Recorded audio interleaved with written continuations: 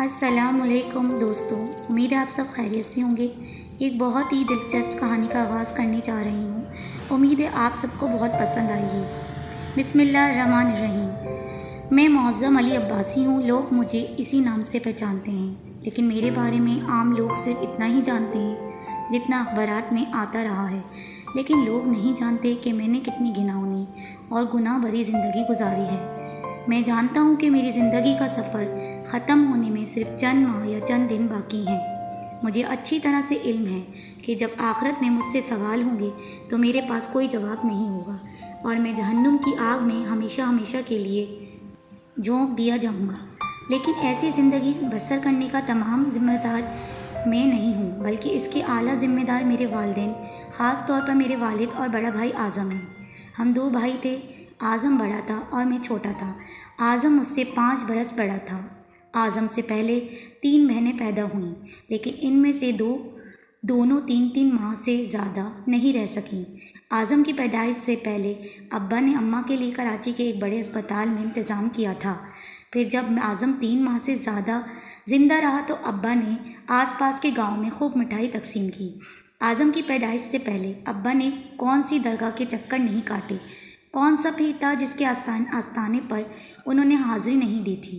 اعظم 5 برس کا ہو گیا تو اماں پھر سے حاملہ ہو گئیں، لیکن اس بار ابا نے کوئی منت مانی، نہ آستانوں پر حاضری دی۔ قدرت کو میری پیدائش منظور تھی تو میں پیدا ہو گیا۔ میری پیدائش پر نہ خوشیاں منائی گئیں، نہ مٹھائیاں بانٹی گئیں۔ میں کچھ بڑا ہوا تو اعظم اس وقت اسکول جانے لگا تھا۔ مجھے یہ اعتراف کرنے میں کوئی عار نہیں ہے کہ اعظم پڑھائی میں بہت اچھا تھا۔ پہلی جماعت سے لے کر میٹرک تک اس کی کلاس میں ہمیشہ اول پوزیشن آتی رہی تھی۔ ہمارا اسکول ایک ہی تھا۔ ہر سالانہ تقریب میں اعظم اسٹیج پر ہوتا اور انعام وصول کرتا، جبکہ میں عام طالب علموں کے ساتھ تالیاں بجاتا تھا۔ اعظم اسکول کے بعد کالج میں داخل ہوا تو وہاں بھی یہی حالات رہے، لیکن جس ایک بات سے مجھے نفرت تھی وہ یہ تھی کہ ابا ہمیشہ اعظم کی تعریف کرتے تھے، مہمانوں کے سامنے اس کے گن گاتے تھے اور ان کا اختتام اس بات پر ہوتا تھا کہ دیکھنا میرا یہ والا بیٹا ایک دن بہت بڑا افسر بنے گا۔ میرا ذکر بھولے سے بھی ان کی زبان پر نہیں آتا تھا۔ البتہ ماں مجھے پیار کرتی۔ میں نے جب ان سے شکایت کرنی چاہی تو انہوں نے جواب میں کہا، وہ ہے ہی اتنا نالائق۔ ان کی بات سن کر مجھے بہت افسوس ہوا تھا۔ اماں فیل تو میں بھی کبھی نہیں ہوا۔ میرے لہجے میں احتجاج تھا۔ فیل نہیں ہوا لیکن اول بھی تو کبھی نہیں آیا۔ اماں نے میرا احتجاج مسترد کر دیا تھا۔ ابھی اسی سال کی اپنی رپورٹ دیکھ لے، تیرے 86% نمبر ہیں اور اعظم 90% لے کر آیا ہے۔ اماں 86% بھی تو کم نہیں ہوتے۔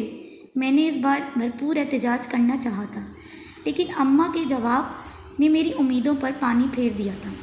86% کم تو نہیں ہوتے، لیکن 90 سے تو کم ہوتے ہیں نا، اماں کا جواب تھا۔ اعظم جب BA میں آیا تو میرے میٹرک کے امتحان تھے۔ میں پڑھائی میں جتا ہوا تھا۔ میں ہر ممکن طریقے سے اعظم سے زیادہ نمبر لانا چاہتا تھا، لیکن امتحان شروع ہونے سے ہفتہ بھر پہلے میں ٹائیفائڈ کا شکار ہو گیا۔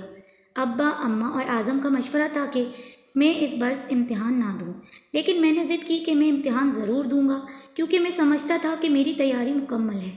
آخر کار ابا نے میری ضد کے آگے ہتھیار ڈال دیے اور ڈرائیور سے کہا کہ میرے ساتھ امتحانی مرکز جائے اور واپس بھی لائے۔ میں پاس ہو گیا لیکن اعظم کے نمبروں کو کراس نہ کر سکا۔ اب لان تان کا ایک نیا سلسلہ شروع ہو گیا۔ میں کالج پہنچا تو وہاں مجھے کرکٹ کا شوق ہو گیا۔ کالج کی کرکٹ ٹیم کے جو کوچ تھے وہ خود بھی اپنے زمانے میں فرسٹ کلاس کھلاڑی رہے تھے۔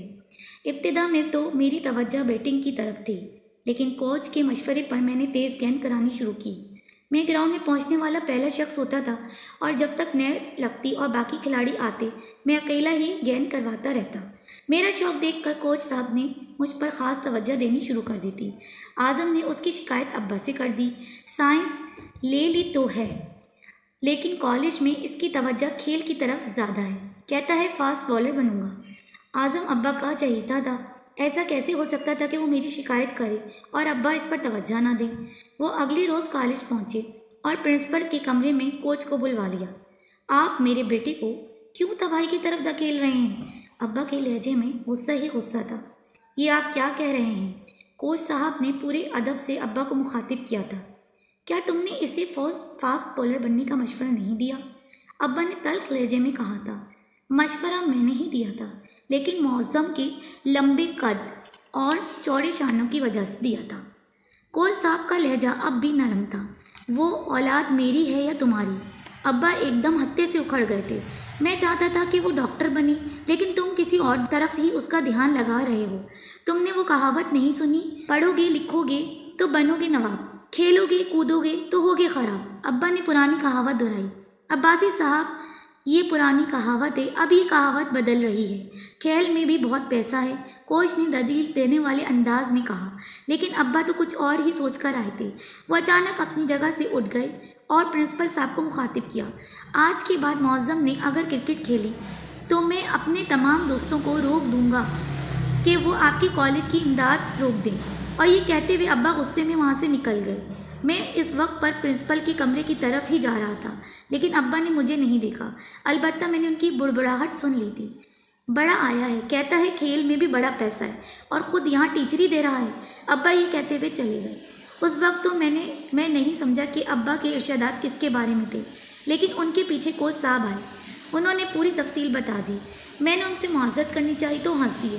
تم کس بات پر معافی مانگ رہے ہو؟ انہوں نے مجھے تھپکی دیتے ہوئے کہا تھا۔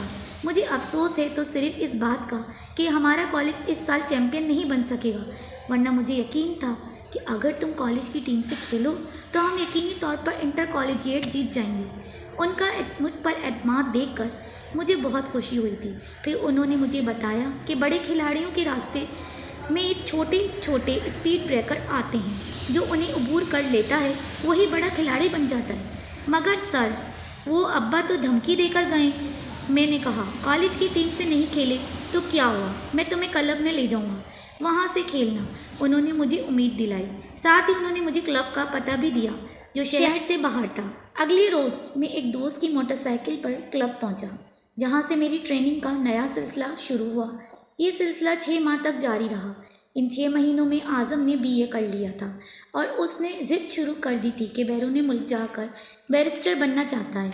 ابا کے لیے اعظم کی ہر خواہش پوری کرنا لازمی ہوتا تھا، لیکن اس ضد کا دوسرا حصہ یہ تھا کہ وہ جانے سے پہلے تانیہ سے منگنی کرنا چاہتا ہے، تاکہ جب وہ 4 برس بعد واپس آئے تو فوراً ہی اس کی اور تانیہ کی شادی ہو جائے۔ تانیہ اور ثانیہ ہماری پھپھی کی بیٹیاں تھیں۔ تانیہ بڑی آنکھوں اور خوبصورت چہرے والی خوبصورت لڑکی تھی، جو مجھے بھی بہت پسند تھی۔ تانیہ اس سے کچھ سال چھوٹی تھی، لیکن اس کا دبتا ہوا رنگ تھا۔ قد بھی تانیہ کی طرح نہیں تھا اور آنکھیں بھی چھوٹی تھیں، بالکل جاپانی لڑکیوں کی طرح۔ جس روز اعظم کی منگنی تھی، اس روز میں نے اماں سے شکایت کی تو انہوں نے روکھے لہجے میں کہا، تانیہ تجھ سے سال بھر بڑی ہے، ہم نے فیصلہ کیا ہے کہ تمہاری شادی ثانیہ سے کی جائے۔ مگر ثانیہ مجھے بالکل بھی پسند نہیں ہے۔ میں نے وہ بات کہہ دی جو میرے دل میں تھی۔ مجھ سے تو کہہ دیا ہے، باپ سے مت کہنا۔ تم نہیں جانتے کہ وہ اپنی چھوٹی بہن سے کتنی محبت کرتے ہیں۔ جب ہی انہوں نے اعظم کے کہنے پر فوراً بہن سے بات کر لی، اور انہوں نے بھی فوری طور پر ہاں کر دی۔ میں نے کہا، لڑکے تو پاگل تو نہیں ہو گیا؟ اماں نے غصے والے انداز میں کہا۔